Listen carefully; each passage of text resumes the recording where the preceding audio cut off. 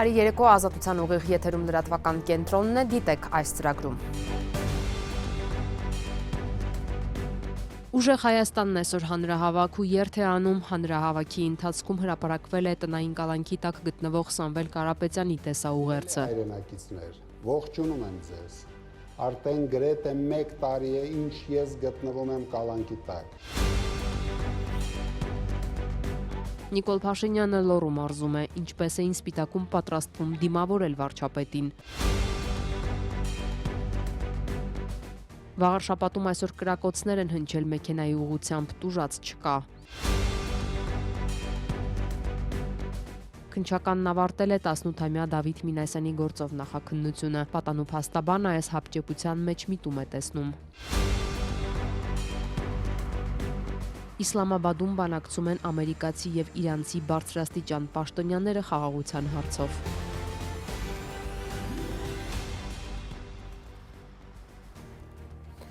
Ուժեղ Հայաստանի հանրահավաքը Ազատության հրապարակում ավարտվել է, երթ է ընթանում Երևանի կենտրոնում, այս հանրահավաքի կարևոր կետը Սամվել Կարապետյանի ուղերձն էր, որ հրապարակվեց։ Երկար ժամանակ նրա աջակիցները արհեստական բանականությամբ ստեղծված ուղերձներ էին հրապարակում, քանի որ տնային կալանքում գտնվող Կարապետյանի ելույթների վրա արգելք կար, սակայն վերջերս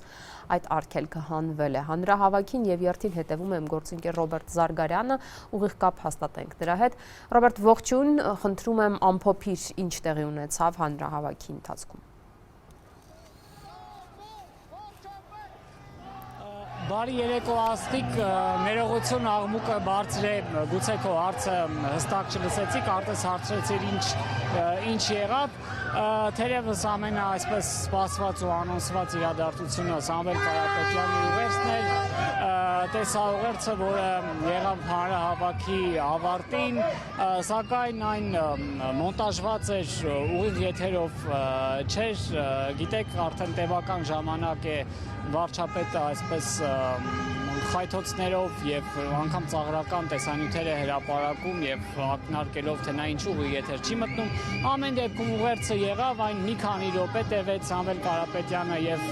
անվտանգային թեմաների անդրադարձավ եւ տնտեսությունից խոսեց, եթե ընդհանրացնեմ, նա խոսեց Մոսկվայի հետ կապերը վերականգնելու մասին, հարաբերությունները վերականգնելու մասին, խոսեց նաև Վաշինգտոնի հետ հարաբերությունների կարևորության, Լոնդոնի, այսինքն Մեծ Բրիտանիայի, նաև Պեկինի անունը տվեց, թե ինչ այլ թեմաների անդրադարձավ Կարապետյանը, առաջարկում եմ հիմա դիտել։ Արդեն գրեթե 1 տարի է, ինչ ես գտնվում եմ կալանքի տակ, եկեղեցին եւ մեր ինքնությունը պաշտպանելու համար։ Ես բարձրացրել եմ իմ ձայնը մի վարչակարգի դեմ, որը հայ ժողովրդին պահում է աղքատության մեջ, պատերազմի, վախի ներքո եւ պառակտված վիճակում։ Վարչակարգը մարդկանց վախեցնում է պատերազմով։ Նրանք նույնիսկ ժամկետ են նշում՝ սեպտեմբեր, որովհետև հենց այդ ամսից սկսվեց 44 օրյա ծանր պատերազմը։ Սեպտեմբերին սկսվեց Հայաստանի տարածքային ամբողջականության դեմ հարձակումը։ Սեպտեմբերին սկսվեց Արցախի բռնի հայաթափումը եւ էթնիկ զտումը։ Պատերազմներ, որտեղ Փաշինյանը պարտվեց։ Միտը մենք թույլ ենք տալու, որ նա Հայաստանի համար եւս մեկ պատերազմ պարտվի։ Ես համոզված եմ, որ թույլ չենք տալու։ Իմ խոստումն է, որ մեր հաղթանակի եւ իմ կողմից վարչապետի պաշտոնը ստանձնելով գալիք սեպտեմբերը եւ դրան հաջորդող յուրաքանչյուր ամիս խաղաղ է լինելու։ Ռոբերտ, իսկ Սամվել Կարապետյանի թիմակիցները ինչ ելույթներ ունեցան։ Տաթևիկ այո հանրահավաքի այսպես առաջին մասում կամ հիմնական մասում նայած ինչպես կմեկնաբանենք ելույթ ունեցան նրանց թիմակիցները, աջակիցները, սկզբում մեկնարկային հատվածում խոսեց Սամվել Կարապետյանի եղբորորդին Նարեկ Կարապետյանը, նա ինչպես գիտեք ցուցակի առաջին համարն է լինելու, նա նույնպես տնտեսական թեմաների անդրադարձավ, այնուհետ ելույթներ հնչեցին նաև Անվտանգային խնդիրների մասին առաջարկում եմ դրանցից որոշ հատվածներ դիտենք։ Մեր հայրենիքում մանր, մունր ռեմոնտներ անելու համար չի ստեղծվել Հայաստանի Հանրապետությունը։ Գալիս են, մի երկու հատ ռեմոնտ են անում ամեն քաղաքում ու գալիս են ասում են մեզ ընտրեք 8 տարի հետո երկրի 30%-ը թշնամուն հանձնելուց հետո աղքատությունը չնվազեցնելուց հետո ատելության մթնոլորտ ձերմանելուց հետո մի քանի ռեմոնտ են անում ու ասում են ընտրեք, արժի ընտրել դրանից հետո։ Փոփոխությունը մեր պատմության այս ընթացքում կարող է բերել միայն մեր ապագա վարչապետ Սամվել Կարապետյանը։ Հավատացեք եւ եղեք Սամվել Կարապետյանի ընկերը Հայաստանում փոփոխություն բերելու պատմական գործում։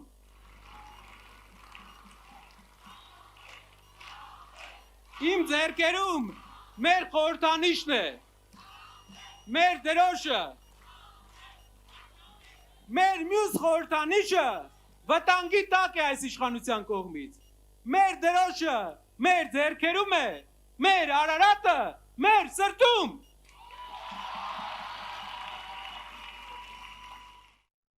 Այսօր մենք կանգնած ենք ընտրության առաջ։ Կգնանք վախի եւ ստորացման ճանապարհով, թե արժանապատվության եւ ուժի ճանապարհով։ Մեր ընտրությունը միակն է ու հստակ։ Մենք ընտրում ենք արժանապատվությունը, ընտրում ենք եկեղեցին, ընտրում ենք մեր հայրենիքը։ Հայաստանի անվտանգությունը փոխվելու է, Հայաստանի անվտանգությունը ուժեղանալու է, Հայաստանում հաստատվելու է ուժեղ եւ մնայուն խաղաղություն, եւ մենք Սամվել Կարապետյանի հետ գիտենք ինչպես դա անել։ Թող Աստված օրհնի եւ պահպանի ուժեղ Հայաստանը։ Շնորհակալություն։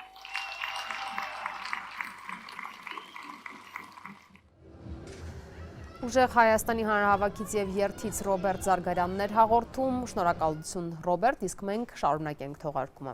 Վարչապետ Նիկոլ Փաշինյանը թիմակիցների հետ լոռու մարզում է, որտեղ նրան եւ ջերմ եւ սառը ընդունելության արժանացրին։ Տաշիրում մի տղամարդ օրինակ հետաքրքրվեց, թե ինչու է խաղաղությունը կախված մեկ անձինց։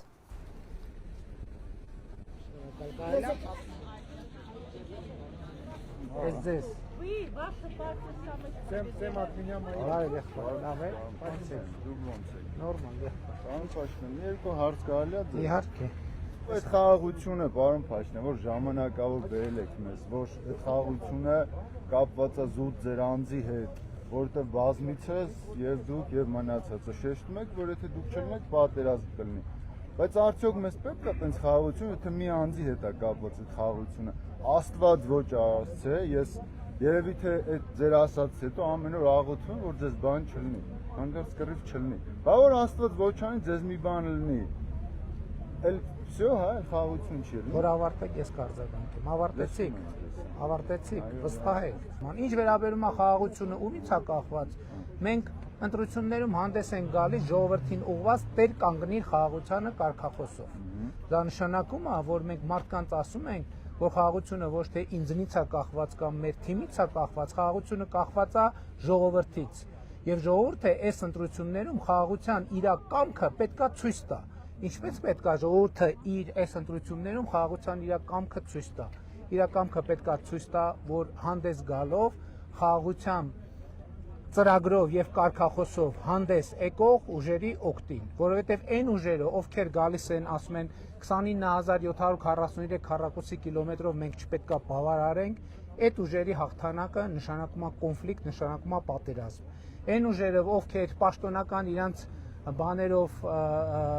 պոստերներով, վիդեոներով հանդես են գալիս Հայաստանի Հանրապետության միջազգայինորեն ճանաչված տարածքից դուրս քարտեզներով, այդ ուժերի իշխանության գալը նշանակում է կոնֆլիկտ եւ պատերազմ։ Մենք չենք ասում, որ խաղաղությունը կախված է մեզնից, մենք ասում ենք խաղաղությունը կախված է ժողովրդից եւ ժողովուրդը այս ընտրություններում պետք է խաղաղությունը տեր կանգնելու իր կամքը ցույց տա։ Լավ է, եղբայր։ Բարև ձեզ, ո՞նց եք։ Ո՞նց է ձեր դրամը։ Առողջություն ձեզ, թող աշխարհին խաղաղություններն ինձ 3 հատ տուրելի։ 3 հատ։ Ում եք տալու։ Հարևաներիս։ Բայց կուզեն։ Կուզեն ինձ դրամար են հրանգեստեղ։ Ուրեմն ձեր գործը շատ դժվար է ալնում, շատ։ Մեր գործը դժվար է։ Հա։ Պարոն Փաշինյան։ Ինչով օգնենք ձեզ։ Ինչ անենք, որ ձեր այդ բանը։ Վայբերեսները, որ վերացնեք, մեզ Վալբերեսները, այո։ ախր ոնց վերացնենք։ Հարվածում են։ Գիտենք, որ հարվածում են, բայց դե բիզնեսը աշխարհը փոխվում է, ինչ Որ անենք։ փոխվում է, մենք էլ փոխվենք, էլ չաշխատենք։ Չէ, պետք է դուք էլ մի հատ ձև գտնեք, թե ոնց անեք, որ այդ մրցակցությանը դիմանաք։ Մի րոպե, կգտնի այստեղ։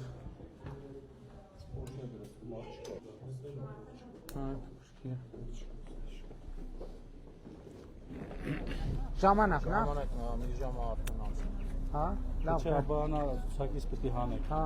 Կարող արջավետ։ Մեր կողմությունը նոր սուպերմարկետ է բացել, խորտ նախագահ կաֆե։ Լավ։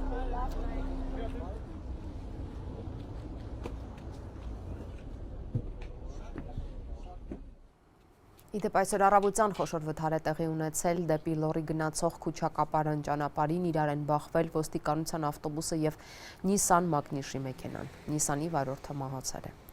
Դժուժած 12 ոստիկանները բուժօգնություն ստանալուց հետո դուրս են գրվել։ Քննչականը պնդում է իրականությանը չեն համապատասխանում լրատվամիջոցների տեղեկությունները, թե ոստիկանները ուղեկցում էին վարչապետ Փաշինյանին։ Միաժամանակ նրանք հաստատում են, որ ոստիկանները եւս գնում էին Լոռու մարզ ծառայություն իրականացնելու։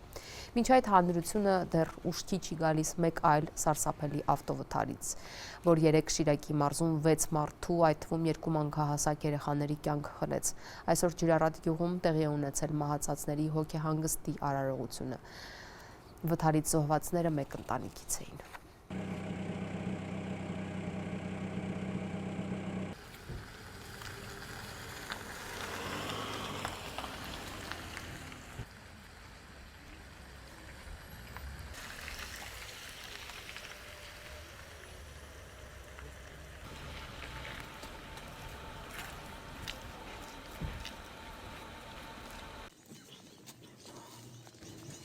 Մեր գյուղի համար սուկ է, ուղղակի սուկ։ Ես տեղան որ այսպես ավարայի տակ մնա, շատ լավ խելացի տղա էր։ Ընտանիք պայող, աշխատող, ազգությունն է շատ լավ ազգություն, հարևանների հետ, բարեկամների հետ, բոլորի հետ շատ լավ է։ Ես ծևիկ փորձանք նոր եղավ, թե նոր ես կսեմվել, թե ճակատագիր էր, թե բادرական փորձանք, ահա որ բան։ Իրանց ընտանիքի հայրն է, չէ, տարիներ առաջ էլի կարծեմ։ Հա, սրանից մի 2 տարի առաջ հայրն էլի ավարիայով մահացավ, բայց թե ինչ-որ ճակատագրերի պես մի բան է արել այդպես։ Թե իրանց ազգությունը շատ լավ ազգություն է։ Գերական, բարեկամասեր, գյուղի համար կանգնած, չունեցողի համար կանգնած, օգնելու համար մի հատ լավ ժողովուրդ է, շատ։ Այս լուրը որ իմացանք շատ դժվար տարանք, ինչպես բոլորը։ Այս գյուղի համար։ Հա, այս գյուղի համար իրանք նորմալ ընտանիք են, ուրիշ բան չեմ կարող ասել։ Տղաներին ես դասավանդել եմ, այս մահացած շոֆերին եւ մեծ եղբայրներին, իրանք են նորմալ ընտանիք։ Մի ամբողջ ընտանիք գնացել են ծնունդ, եւ այդ վնասը եկել է վտարը։ Վտարն եղել է։ Վտարն եղել է, հա։ Լուրը երբ իմացաք օրինակ։ Երեկ եմ իմացել։ Անիկ են իրանք սոցիալապես ինչ վիճակում ապրում։ Շատ լավ, ժողովրդին լավ կապրեին։ Իսկ լուրը երբ իմացաք վտարի։ Իդուք ժամը պես մեկանց կես երուսի թրաֆերել է։ Փոխպալու բանել է։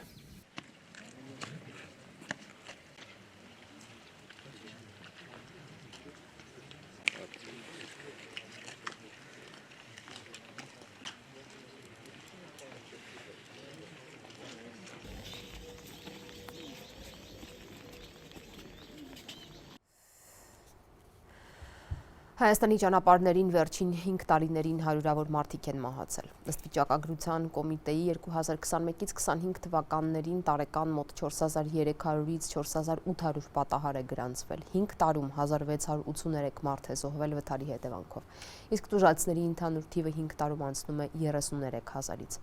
Պաշտոնական վիճակագրությունը վկայում է, որ գրեթե ամեն օր Հայաստանում առնվազն 1 մարդ մահանում է վթարի հետևանքով։ Իսկ վաղարշապատում հենց քաղաքի կենտրոնում այսօր օրը ցերեկով կրակոցներ են հնչել մեքենայի ուղղությամբ։ Լրատվամիջոցները գրում են, թե թիրախում քրեական հեղինակություն է եղել։ Ներքին գործերի նախարարությունից ազատությանը հայտնել են, որ միջադեպի հետևանքով տուժածներ չկան, տեղի ոստիկանները 1 մարդու են ձերբակալել։ Ըստ խոսնակի այժմ պարզում են դեպքի հանգամանքները։ Վիճակագրական կոմիտեի տվյալները այս դեպքում էլ փաստում են, որ հրազենով հանցագործությունները Հայաստանում վերջին տարիներին աճել են։ Օրինակ 2025 թվականին նման 152 դեպք է գրանցվել, 2024-ին 109, 2023-ին 94 դեպք։ Այժմ էլ տարածաշրջանային կոնֆլիկտների մասին ավելի քան 1 ամսվա պատերազմից հետո Պակիստանի մայրաքաղաք Իսլամաբադում բանակցում են ամերիկացի եւ իրանցի բարձրաստիճան պաշտոնյաները։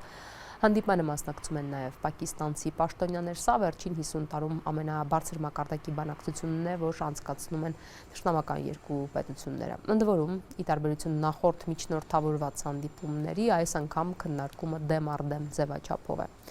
Ամերիկյան պատվիրակությունը ղեկավարում է փոխնախագահ Ջեյդի Վենսը, նրան ուղեկցում է հատուկ բանագնացներ Սթիվ Ուիթքոֆը եւ Ջարեդ Քուշները։ Իրանական պատվիրակությունը ղեկավարում է խորհրդարանի նախագահ Մոհամմադ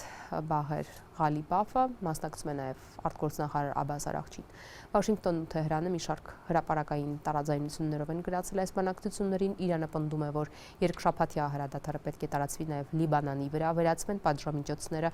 ապա սառեցվեն իրանական ակտիվները, ճանաչվի Հորմուզի նեղուցի նկատմամբ Թեհրանի ինքնիշխանությունը, իսկ նեղուցն ամբողջությամբ բացվի Լիբանանում հրադադարից հետո։ Միացյալ Նահանգները սակայն պնդում է, որ Լիբանանը հրադադարի գործարքի մաս չէ, Հորմուզը պետք է բացվի անմիջապես, Իրանն էլ հրաժարվի միջուկային ծրագրից։ Մինչև եւ Իրանում եւ Լիբանանում մարդիկ մեծ հույսեր չեն կապում, ինչպես այսօրվա Ամերիկա-Իրան, այնպես էլ հաջորդ շաբաթ նախատեսված Իսրայել-Լիբանան բանակցությունների հետ։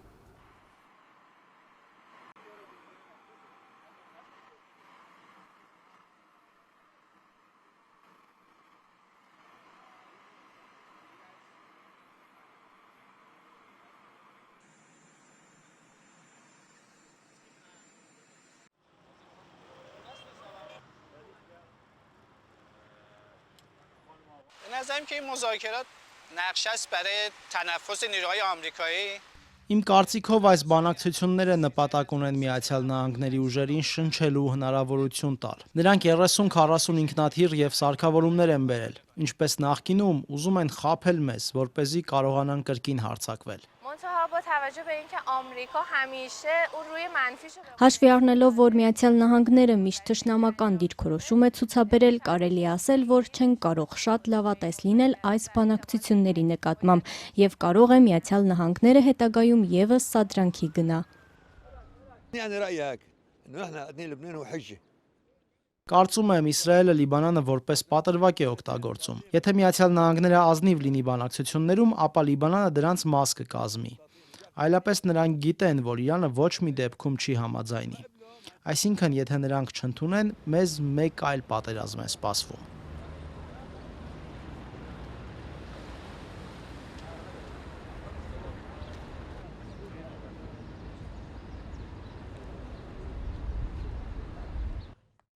Սուրբ Հարության տոնի նախօրեին Ռուսաստանն ու Ուկրաինան նեմիրությունների միջնորդությամբ 175-175-ի դիմաց սկզբունքով գերիների փոխանակում են իրականացրել։ Ռուսաստանի նախագահ Վլադիմիր Պուտինն էլ հայտարարել է Ուկրաինայի հետ զինադադարի մասին այսօր ժամը 16-ից մինչև վաղը օրվա ավարտը։ Զատկի տոնին զինադադար հաստատելու նախաձեռնությամբ ավելի վաղ հանդես էր եկել Ուկրաինան։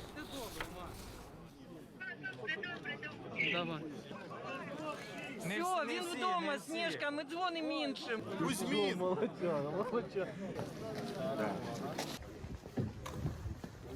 Возвращение. Спасибо. Парни, с возвращением. Спасибо большое. Վերադառնանք Հայաստան, ինչպես տեսանք ավելի վաղ, վարչապետ Նիկոլ Փաշինյանն իր թիմակիցների հետ այսօր Լոռու մարզի բնակավայրերով էր շրջում, տեղի մեր թղթակիցը նրա այցից առաջ սպիտակում էր եւ հետևել է, թե ինչ էր կատարվում այնտեղ վարչապետի ժամանումից առաջ, իսկ այնտեղ մեծ իրարանցում էր, քաղաքում տեղական իշխանությունները պատրաստվում էին Փաշինյանի այցին։ Այսօր Լոռու Սպիտակ քաղաքում ԿՊԵ-ականների ուրախ ավտոբուսի ժամանումից դեռ ժամեր առաջ պարզ էր։ Վարչապետի գլխավորած կուսակցականների խումբը մոտենում է։ Պարեկայինների մեքենաներն անընդհատ ազդանշաններով երթևեկությունն էին կարգավորում։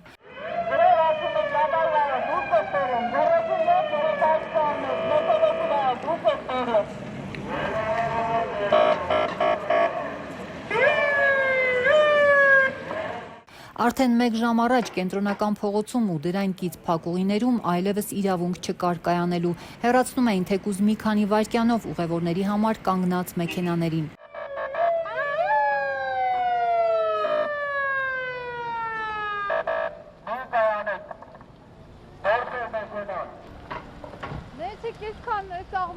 Կներեք մի խան կարեք։ Չեն թողում կանգնենք։ Բայց Սպիտակում բարձրաստիճան պաշտոնյաների ժամանման մասին դեռ նախորդ օրը նշաններ կային։ Տեղի իշխանությունները մաքրել էին փողոցները, անգամ ողջ երեկոյան կենտրոնական փողոցի մայթերին դեռ տարիներ առաջ տնկված տույաները փաթաթել էին պոլիէթիլենով։ Բնակիչներից մեկը, որ հարակից շենքում էր բնակվում, հավաստեց, նման բան չէին տեսել անգամ ձմռան սառնամանիքներին։ Տարակուսած էր, ինչու մի գիշերում որոշել էին փաթեթավորել կանաչ ու դիմացկուն այս ծառերին։ Երեք հարցի ասմանորը տնկած դրամա ջուրները սերեն ցուրտը կտանի։ Եղևնի ցուրտը չտանը գրագիտությունը ոչ է շատ քանի տարի 8 տարի 10 Մերեք աշխատում դիարցից կան Որովհետև մենք կորենք այստեղ եմ ապրում մեր շենքին եմ ապրում Բա ինչի են արել Բանուլ են արել որտեղ չգնան բաց Ես շատ դեմ չի են արել Այդ պահին անցորդներից մեկը, որ պարզվեց քաղաքապետարանի մաքրուհիներից Գրետա Առաքելյանն է, ասաց իր գործընկերներն են արել նախապես հայտարարված ցրտահարությունից տույաները փրկելու համար։ Դե իմ տեղեկությունով ինչքան որ իմացել եմ ցրտահարություններ տվել մեր համայնքապետն են հանգամանքներից ելնելով արելա որպեսի այս լավ մշակված եղևնիները թե ինչա Բայց ձմեռը չի արվել։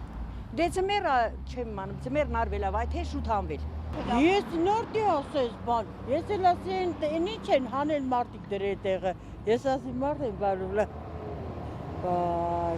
Թե ինչու հունվար փետրվարի սառնամանիքներին նման վտանգ չէին կանխատեսել տույաների համար, Սպիտակի քաղաքապետ Քաջայր Նիկողոսյանը, որ ավելի քան 1 ժամ քաղաքի հրապարակում սպասում էր վարչապետի ավտոբուսին, հրաժարվեց պատասխանել։ Եղևնիները, որ Հիմա չէ։ Տելեֆոնապատել եք, ուզում հասկանամ, ձմեռը չի արվել, ժողովուրդն ասում են հիմա արել եք։ Չեք ուզում պատասխանել։ Ոչ, ձեզ ոչ։ Դժվար հասկանալ։ Նիկողոսյանը, որ նաև ազատության տեղեկություններով իշխող կուսակցության Սպիտակի շտաբի պետն է, միայնակ չէր սպասում բարձրաստիճան կուսակիցներին։ Քաղաքապետարանի աշխատակիցներ էին նաև մարդիկ, որոնք ներկայացան որպես Փաշինյանի աջակիցներ։ Խնդրելու ենք, որ այս կուրսը շարունակի։ Երգիրը զարգանում է, որ նորից զարգանում է ու զարգացնի։ Շնորհակալություն ենք հայտնելու։ Անհամեմատելի է հիմա եւ սրանից մի 5 տարի առաջ։ Մարդիկ ավելի լավ Շատ մեծ տարբերությամբ, ավելի լավ եմ ապրում։ Ինչի հաշվին։ Ինչի հաշվին։ Աշխատանքի հաշվին, Որտեղ եք։ թոշակների հաշվին։ Ես թոշակառու եմ։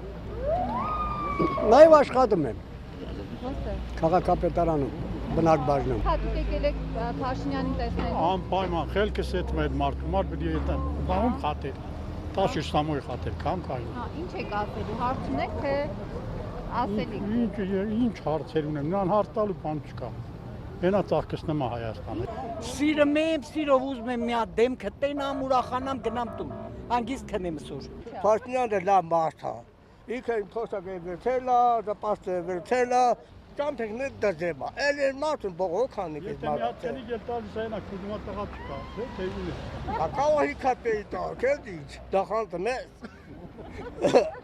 Պարոն Փաշինյանին ենք եկել դիմավորելու մեր հարգարժա վարչապետին։ ԿՊԵ-ական Աննա Սահակյանը դստեր հետ էր եկել, ասած նրա ձեռագործ սրտիկը նվեր է բերել Փաշինյանին։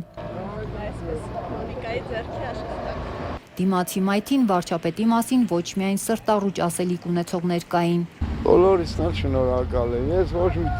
տեղն չեմ կարող խոսամ, մենակ իմ տեղը։ Ինչի համար եք շնորհակալ։ Ամեն ինչի։ Օրինակ։ Ինձ համար հաղաղ ապրում եմ, всё, իմ ընտանիքի, իմ հարազատների, всё, ինձ հետ ապրել, ուրիշ բան պետք չի։ Գալիս է իմանա սպիտակցի ոնց են, ինչ են։ Առանձին շատ լավ է։ Հա։ Ինչով է խանգարում։ Ամեն ձևով, խիթուք չգիտեք, ինձանից եք ուզում իմանաք։ Այս ինչ է մեր երկրի վիճակը, դու հասկանում եք։ Երիտասարդ սպիտակցի Տիգրան Սարգսյանը հարցով էր եկել վարչապետին դիմավորելու, զինվորական հաշմանդամություն է ձեռք բերել, բայց ասում է կարճ նշանակելու գործընթացն իր համար կասկածելի էր։ Դեպքը տեղի ունեցել, ձեռք են բերել հաշմանդամություն, ու ըստ օրենքի նաև պետք է նշանակվի հաշմանդամության կարգ։ Այդ կարգը նշանակելու գործընթացը իրար երես նայելով ուղղակի որոշվեց, խոսում են, ես լսում եմ։ Երկրորդ նշանակենք թեյորդ, չէ լավ, երրորդ ու վերջ։ Քիչ անց Փաշինյանն ու նրան ուղեկցող բարձրաստիճան ԿՊ-ականները ժամանեցին Սպիտակ։ Նրան դիմավորելու եկածները Մշակույթի պալատի դիմաց էին սպասում, բայց նրան մոտ 200 մետր շուտ բազմություն շրջապատեց։ Տարբեր հարցերով նրան մոտեցան բնակիչները, մեկը իր բնակարանի, մյուսը 88-ի աղետից հետո վթարային դարձած շենքի հարցով։ Երեխաները ֆուտբոլի դաշտ էին խնդրում։ Դաշտեր կան, որտեղ համ ֆուտբոլի համար է, համ բասկետբոլի համար է, եւ այդ 100 հատ պետքա կառուցենք։ Բնակիչներից մեկն էլ թե քրեական ենթամշակույթ կրելու հոդվածով է դատվում, համաներում էր ուզում։ Սպիտակցի Տիգրան Սարգսյանը վերջում ասաց, այդպես էլ չի կարողացել հաշմանդամության կարգի հետ կապված իր հարցերով մոտենալ վարչապետին։ Քննչականն ավարտել է 18-ամյա Դավիթ Մինասյանի գործով նախաքննությունը, պատանու փաստաբանը այս հապճեպության մեջ միտում է տեսնում, կարծում է գործնարակ դատարան են ուղարկում, որպեսզի կանխվի վերաքննիչ դատարանի կողմից Դավիթին կալանքից ազատ արձակելու դիմումի քննությունը։ Երկու շաբաթից էլ կարճ տևեց Սուրբ Աննա եկեղեցում վարչապետի մասնակցությամբ տեղի ունեցած միջադեպի առանցքային մեղադրյալ 18-ամյա Դավիթ Մինասյանի գործի նախաքննությունը։ Խուլիգանության եւ վարչապետի նկատմամբ բռնության մեջ մեղադրվող Դավիթին վերաբերող դրվագն առանձնացվել է բուն գործից։ Ուղարկում է դատարան, բայց այստեղ խնդիրը նրանումն է, որ իրենք փորձում են կանխեն վերաքննիչ դատարանի կողմից ամսի 17-ի որոշման կայացումը։ Այսինքն իրենք այստեղ վտանգ են տեսնում, այս գործողությունները միանշանակ դրա մասին է վկայում։ Փաստաբան Լուսինե Մարտիրոսյանի համոզմամբ ոչ աշխատանքային օրով նախաքննության ավարտի մասին հապճեպ հայտարարելու նպատակը ապրիլի 17-ին վերաքննիչի որոշման պատանուն ազատ արձակելու հնարավորության կանխումն է։ Օրենքով, երբ նախաքննությունն ավարտվում է եւ գործը սկսում է քննել դատարանը, հենց այդ դատարանն էլ առաջին նիստով քննարկում է խափանման միջոցի հարցը։ Ստացվում է, որ Դավիթ Մինասյանի կալանքը փոփոխելու հարցի քննությունը վերաքննիչում կչեղարկվի եւ կտեղափոխվի առաջին ատյանի դատարան։ Այսինքն մուտք անում առաջի ատյանի դատարան, եթե առաջի ատյանի դատարանը բարույթ ընդունեց, ինքը տենց կկանխի վերաքննիչի որոշումը։ Ըստ Լուսինե Մարտիրոսյանի, մինչև դատախազը հաստատի մեղադրականը, գործն ուղարկի դատարան, մինչև դատարանը գործը մակագրի որևէ դատավորի, վերջինս էլ վարույթ ընդունի, նիստի օր նշանակի, առնվազն 15 օր կանցնի։ Մինչդեռ վերաքննիչը 6 օր հետո պետք է հրապարակեր իր որոշումը, ազատ է արձակում տղային, թե ոչ։ Իդեպ նաև ասեմ, որ մենք տեղեկություն չունենք Դավիթին հասցված վնասվածքի հետ կապված, հարվածի հետ կապված չեն արել։ Մարտի 29-ին Ծաղկազարդի պատարագի մասնակցող Դավիթ Մինասյանը ձերբակալվեց վարչապետի չհայտարարված այցից հետո։ Տեսանյութում երևում է, թե ինչպես են նրա անվտանգության աշխատակիցները ճանապարհ բացելիս հրմշտում մարդկանց, այդ թվում Դավիթին ու երկվորյակ եղբորը։ Հրմշտոցի դեմ բողոքած եւ վարչապետի ուղղությամբ ձեռքը բարձրացրած Դավիթին անվտանգության աշխատողը բռունցքով հարվածել էր, ինչից պատանին վայր էր ընկել։ Օրերս բժշկական հետազոտությունների պատասխանը ստացած փաստաբանները հայտարարեցին պատանին ուղեղի ցնցում եւ փակ գանգուղեղային տրավմա է ստացել։ Ըստ փաստաբանների, դրանք առաջացել են վարչապետի անվտանգության աշխատողի հարվածից հետո։ Նրանք ակնկալում են, որ իրավապահները նույն փութաջանությամբ պատասխանատվության կկանչեն նաեւ անվտանգության աշխատակցին։ Քննչականը սակայն դեռևս չի պարզաբանում, զբաղվում է նաեւ այս հարցով, թե ոչ։ Ազատությունը այս հարցի վերաբերյալ հարցում է ուղարկել քննչական, պատասխան դեռ չունենք։ Դառնցին քրեական գործ պետք է հարուցվի, քննություն իրականացվի, ոչ միայն բացահայտելու համար, թե ինչի հետևանքով է, այլ նաև ում կողմից է արված, եւ եթե ենթադրենք, որ պահպանության ծառայության աշխատողների կողմից է, ապա պետք է քննության առնվի այդ միջոցի, այսինքն եթե կիրառվել է ուժ, ապա ուժի կիրառման միջոցի համաչափության հարցը, այսինքն ինչքանով է դա եղել համաչափ եւ ինչքանով է եղել իրավաչափ։ Եկեղեցում տեղի ունեցած միջադեպի տեսանյութերը դիտած իրավապաշտպան Արթուր Սաքունցը նկատում է, վարչապետի ուղղությամբ ձեռքը բարձրացրած տղային անվտանգության աշխատողը հարվածում է ոչ թե այդ պահին, այլ ավելի ուշ, երբ Փաշինյանն արդեն այդտեղ չէր։ Կարծում է, իրավապահները պարտավոր են քննել բռունցքի դրվագը, ավելին վերադաս դատարանները պետք է քննեն նաև պատանու կալանքի հիմնավոր լինելու հարցը։ Խիստ կասկածելի է կալանքը որպես խափանման միջոցի կիրառման այդ միջոցի կիրառումը տվյալ դեպքում, որովհետև պետք է քննարկվեր, ես տեղյակ չեմ քննարկվել է մնացած ուրեմն օրինակ տնային կալանք ստորագրություն չեղնալու մասին, ինչքանով է դատավորի որոշումները պատճառաբանված, որովհետև դրանք էլ պետք է բողոքարկվեն։ Իրավապաշտպանը պնդում է, Հայաստանում ծայրահեղ միջոց համարվող կալանքը շատ հաճախ է կիրառվում։ Դա է վկայում վիճակագրությունը, ըստ որի բանտերում ավելի շատ կալանավորներ կան, քան դատապարտյալներ։ Եվրոպայի խորհրդի կողմից կարծեմ անցած տարի այդ զեկույցներից մեկում շատ լուրջ մտահոգություններ արտահայտված, որ Հայաստանում կալանքը որպես խափանման միջոց շատ է կիրառվում եւ ըստ էության քրեակատողական հիմնարկներում կալանավորված անձանց թիվը շատ ավելի մեծ է, քան թե դատապարտվածներ եւ դա ուրեմն համարում են որպես մտահոգիչ իրավիճակ, սա որպես ընդհանուր օրինաչափություն։ Բանտում 2 գիշեր անցկացրած պատանին մի քանի անգամ ուշագնաց լինելուց հետո հիվանդանոց էր տեղափոխվել։ Փաստաբաններն ասում են, գլխապտույտներն ու գլխացավերը չեն դադարում։ Չնայած սրան, գլխավոր դատախազությունը 3 մերժեց վերացնել Դավիթ Մինասյանի կալանքը փաստաբանների խնդրանքը որակելով անհիմն։ Մինչդեռ փաստաբանների խոսքով տղան ունի 2 հիվանդություն, որը հենց կառավարությունն է որակել անհամատեղելի բանտային պայմանների հետ։ Թե ինչու է դատախազությունն անհիմն որակել փաստաբանների փաստարկները, իրավապահ կառույցը չի մանրամասնում։ Վերաքննիչ դատարանն արդարացրել է Վանաձորի ոստիկանության բաժնի պետի տեղակալ Վահրամ Խաչատրյանին, ում Առաջինատյանի դատարանը մեղավոր էր ճանաչել 5 տարի առաջ Ստեփանավանում քաղաքացուն ծեծելու դեպքով։ Մյուս ամբաստանյալը Լոռու մարզի Զինկոմ Սարգիս Վահրատյանն է, ում նկատմամբ հակակոռուպցիոն դատարանի դատավճիռը վերաքննիչը անփոփոխ է թողել։ Ուշագրավ է, որ դատավարությանը զուգահեռ 2 մեղադրյալներն էլ պաշտոնեական առաջխաղացում են ունեցել։ Վերաքննիչ դատարանն արդարացրել է 5 տարի առաջ Ստեփանավանում քաղաքացուն ծեծելու դեպքով ամբաստանյալներից մեկին, Վանաձորի ոստիկանության բաժնի պետի տեղակալ Վահրամ Խաչատրյանին, իսկ Լոռու մարզի Զինկոմ Սարգիս Վահրատյանի նկատմամբ հակակոռուպցիոն դատարանի մեղադրական դատավճիռն անփոփոխ է թողել։ Ուրեմն հարցին հարցը չպատասխանես այդտեղ, որ հարցը տալու ուրեմն ասա ինչա կոնկրետ, ինչա։ Լսալա։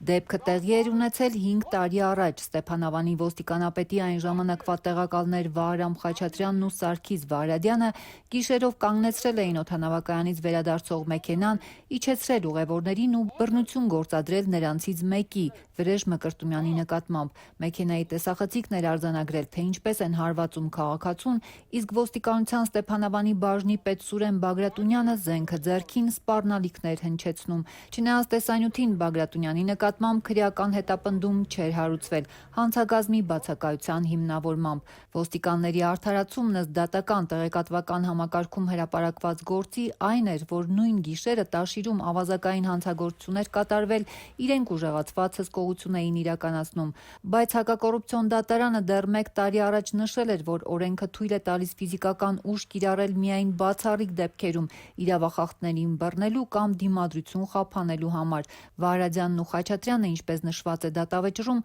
դիտավորյալ, անհիմն եւ ապօրինի բռնություն են գործադրել։ Հա՞, ո՞նց ես խոսում այդ խոսքը։ Ո՞նց ես խոսում, արա։ Իրական բոբիցը տա։ Հա՞։ Չէ, ես ո՞նն այս կամի։ Դրան բանկուտորական խոսալը գիտես այդ խո։ Վկայականը ոստիկանության ինչա գլուխդ կզաղկեմ այդ խո։ Հաստատված էր համարվել, որ մեքենայի տեսախցիկի արձանագրած տեսանյութում լսվում են հարվածի ձայներ թե Սարգիս Վահրատյանի ու թե Վահրամ Խաչատրյանի կողմից։ Դատարանն արձանագրում է, որ մեղադրյալներ Սարգիս Վահրատյանին եւ Վահրամ Խաչատրյանին քրեական պատասխանատվությունից կամ պատժից ազատելու հիմքեր առկա չեն։ Հետևաբար վերջիններս ենթակա են պատժի իրենց կատարած հանցանքների համար։ Դատավարությանը զուգահեռ երկու մեղադրյալներն էլ պաշտոնական առաջխաղացում էին ունեցել։ Վահրամ Խաչատրյանը Ստեփանավանից Մարս կենտրոն է տեղափոխվել ու նշանակվել ոստիկանության Վանաձորի բաժնի պետի օպերատիվ գծով տեղակալ, իսկ Սարգիս Վարադյանը պաշտպանության նախարարի որոշմամբ նշանակվել է Լոռու մարզի զինկոմ։ Մրցութային հանձնաժողովը նրան հաղթող էր ճանաչել 6 թեկնածուների մեջ այն դեպքում, երբ անցնում էր քաղաքացուն բռնության ենթարկելու գործով, որն արդեն 2 տարի դատարանում էր։ Ստեփանավանում կադրային այս թռիչքները կապում են անձնական մտերմությունների հետ։ Սարգիս Վահրադյանը, նրան զինկոմի պաշտոնում նշանակած պաշտպանության նախարար Սուրեն Պապիկյանը եւ Ստեփանավանի քաղաքապետ Արմեն Գրիգորյանը նույն քաղաքից են, իսկ Վահրադյանն ու քաղաքապետը նաեւ ընտանեկան մտերմություն ունեն։ Ազատության տրամադրության տակ են լուսանկարներ նրանց համատեղ կնունքի արարողությունից։ Պաշտոնական առաջխաղացումից կարճ ժամանակ անց հակակոռուպցիոն դատարանը 2 բարձրաստիճան ոստիկաններին էլ մեղավոր էր ճանաչել պաշտոնեական լիազորություններն անցնելու համար, դատապարտելով 3 տարվա պայմանական ազատազրկման եւ զրկելով պետական պաշտոն զբաղեցնելու իրավունքից 1 տարի ժամկետով։ Այս վճռի հետ համաձայն չէին բոլոր կողմերը, դատախազությունը պատիժը մեղմ էր համարել, տուժող կողմը պահանջում էր արարքը որակել որպես խոշտանգում, ոչ թե լիազորությունների չարաշահում, մեղադրյալներն էլ արդարացում էին սպասում։ Օրերս Վերաքննիչ դատարանի որոշմամբ Վահրամ Խաչատրյանն արդարացվեց, իսկ Սարգիս Վարադյանի պատիժն ուժի մեջ մնաց։ Վերաքննիչի որոշման հիմքերը դեռևս հրապարակված չեն դատական տեղեկատվական համակարգում։ Տուժող Վրեժ Մկրտումյանը հրաժարվեց հարցազրույցից։ Ավելի վաղ մեդիակենտրոնում պատմել էր, թե այդ օրը որքան ագրեսիվ ու կոպիտ են վարվել իր հետ ոստիկանները։ Դժգոհ եմ, sense բան չպետք է լինի, որ մեր պետության երկրի բարձր սպաները այս ձև կարան վարվեն սովորական նորմալ քաղաքացիների հետ, օրենքը հարգող, օրենքը ընդունող։ Եսիմ Նրա պաշտպան Արա Ղարագյոզյանն ասաց, որ Վերաքննիչի վճիռը ստանալուց հետո միայն կորոշեն բողոքարկել Վերաքննիչ դատարանի վճիռը վճռաբեկ դատարան, թե ոչ։ Մինչ այդ բռնության մեջ մեղադրված պաշտոնյաները շարունակում են պաշտոնավարել։ Ովքեր կարող են մասնակցել առաջիկա ընտրություններին։ Ընդհանուր եւ հիմնական պատասխանն է 18 տարին լրացած Հայաստանի քաղաքացիները, բայց բազմաթիվ նրբություններ էլ կան։ Օրինակ, եթե քաղաքացին հենց ընտրությունների օրն է դառնում 18 տարեկան, կամ եթե արտերկրում է գտնվում, բացի այս շատերի մոտ կարող է հարց առաջանալ, իսկ Հայաստանում արդեն մի քանի տարի բնակվող օտարերկրացիները կարող են ընտրել, թե ոչ։ Այս եւ այլ հարցերի պատասխանները Նարինե Ղալեչյանն է ճշտել։ Հայաստանում հունիսի 7-ին կայանալիք ազգային ժողովի ընտրություններին կարող են մասնակցել 18 տարին լրացած եւ ընտրողների ցուցակում ընդգրկված ՀՀ քաղաքացիները։ Քվեարկելու իրավունք չունեն միայն Հայաստանի այն քաղաքացիները, որոնք դատարանի վճռով ճանաչվել են անգործունակ, եւ նրանք, որոնք ծանր կամ առանձնակի ծանր հանցագործությունների համար դատարանի ուժի մեջ մտած վճռով պատիժ են կրում։ Միգրացիոն փորձագետ Տաթևիկ Բեժանյանը հիշեցնում է, Հայաստանի Հանրապետության մնացած բոլոր քաղաքացիները, եթե անգամ երկքաղաքացիություն ունեն, միևնույնն է, կարող են մասնակցել քվեարկությանը։ Ովքեր ունեն նաև այլ պետության քաղաքացիություն կամ այլ պետությունների քաղաքացիություն,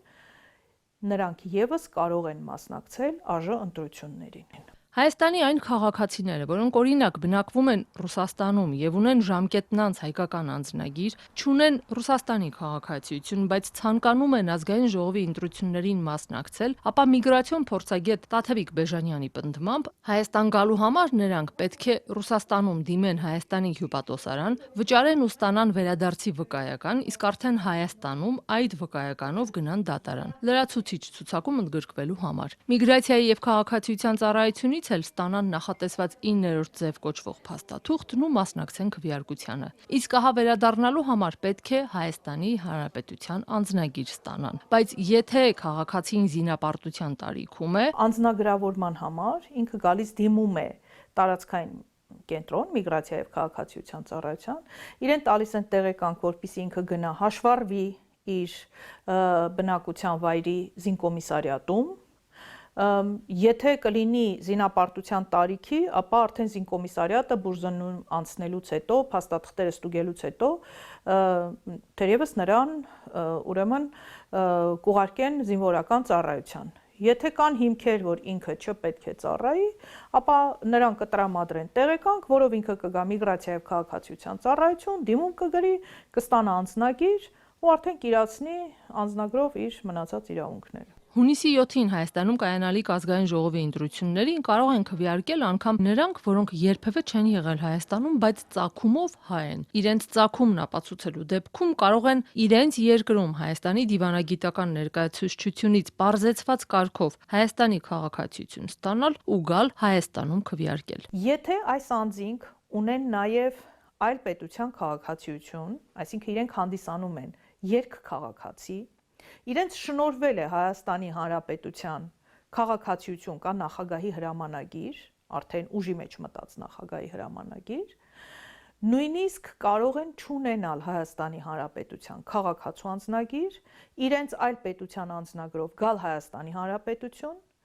դիմել դատարան, որպեսզի ստանան տեղեկանք, որ իրենց լրացուցիչ ցուցակներում ընդգրկեն, մոտենան միգրացիա եւ քաղաքացիության ծառայության տարածքային կենտրոն, ընդգրկվեն լրացուցիչ ցուցակում եւ անգամ իրենց օտարերկրյա անձնագրով, բայց միայն այն հանգամանքով պայմանավորված, որ իրենք ՀՀ քաղաքացի են, կարող են մասնակցել ընտրություններին։ Իսկ եթե քաղաքացու 18 տարեկանը լրացել է հենց ընտրության օրը, չունի անձնագիր, բայց ցանկանում է մասնակցել քվեարկությանը, նա էլ պետք է դիմի դատարան, ստացած տեղեկանքը ներկայացնի միգրացիայի եւ քաղաքացիության ծառայություն, այստեղ նրանք ընդգրկեն լրացուցիչ ցուցակում եւ կտրամադրեն 9-րդ ձև կոչվող տեղեկանքը։ Այդ փաստաթղթով էլ կգնա քվեարկության։ Ընտրության օրն այս կառույցների համար աշխատանքային է։ Այս փաստաթղթերը պարտավոր են նույն օրը տրամադրել։ Կարող է նաև 16 տարին լրացած ժամանակ ունենա Հայաստանի Հանրապետության քաղաքացու անձնագիր, որը իրեն տրվել է 10 տարի ժամկետով, եւ այդ անձնագրով իր 18-ը լրացել է, ինքը նորից գնա դատարան, դիմի, ստանա այդ տեղեկանքը, ներկայացնի միգրացիա եւ քաղաքացիության ծառայության տարածքային կենտրոն, իր հաշվառման հասցեում լրացուցիչ ցուցակներով ինքը մասնակցի ընտրություններին։ Կարևորը որ տվյալ օրվա դրությամբ իր 18 տարին լրացած լինի։ Այսպիսով ընտրությունների մասնակցության երկու ցուցակ կա՝ հիմնական եւ լրացուցիչ։ Հիմնականում ընդգրկվում են Հայաստանում ընտրողների ռեգիստրում հաշվառված եւ Հայաստանի հասցեով գրանցված անձինք, լրացուցիչ ցուցակում նրանք, որոնք չեն երևում ռեգիստրում, օրինակ չունեն Հայաստանի հասցեով հաշվառում, օտար երկրում են ստացել քաղաքացիություն կամ հաշվառված են օտարերկրյա հասցեով, ինչպես նաեւ նրանք, որոնք ընտրությունների օրը զբաղված են հատուկ ծառայությամբ, օրինակ ոստիկանները, ընտրական հանձնաժողովի անդամներ եւ այլն։ Ռուս-ուկրաինական պատերազմի հետևանքով Հայաստանում բնակվում են ռուսներ, ուկրաինացիներ կամ աշխատանքի նպատակով Հայաստան եկած հնդիկներ։ Նրանք Հայաստանում ազգային ժողովի ընտրություններին չեն կարող քվեարկել, քանի որ համապետական ընտրություններում քվեարկելու իրավունք ունեն միայն Հայաստանի քաղաքացիները։ Հայաստանում բնակվող օտարերկրացիներն ու փախստականները կարող են մասնակցել միայն թիմ ընտրություններին, եթե տվյալ համայնքում հաշվառված են առնվազն 1 տարի։ Այսքանն էինք նախատեսել այսօրվա համար, շնորհություններին հետևեք ազատություն.am կայքեջում եւ սոցիալական մեդիայի մեր էջերում, իսկ լրատվական թողարկումները եթերում կլինեն երկուշաբթի օրը ժամը 16-ից։ Հաջողություն։